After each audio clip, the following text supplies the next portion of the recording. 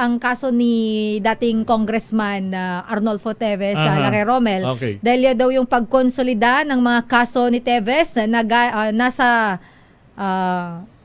nagaling. Wait lang. Ibig sabihin yung i-consolidate, pag-isahin na lamang yung mga kasong kinakaharap ni dating Congressman Teves.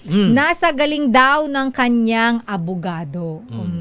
Ayon naman yan sa National Bureau of Investigation. Detalye balita mo, RH15, Giselle Ricafort. Giselle, good morning. Good morning, Lakay. Sister El, nasa kamay na raw ng kampo ni dating Congressman Arnie Teves kung saan kulungan siya ililipat mula sa detention facility ng National Bureau of Investigation sa New Bilibid Prison sa Muntinlupa City.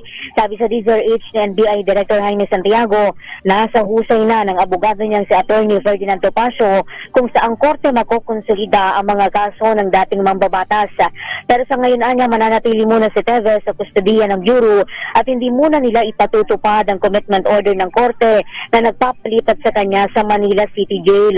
Paliwanag ng NBI Director, iba't ibang korte kabilang dito sa Maynila at labas ng Kabisera ang magkakasabay na nagpoproseso na magkakahiwalay na kaso laban kay Teves.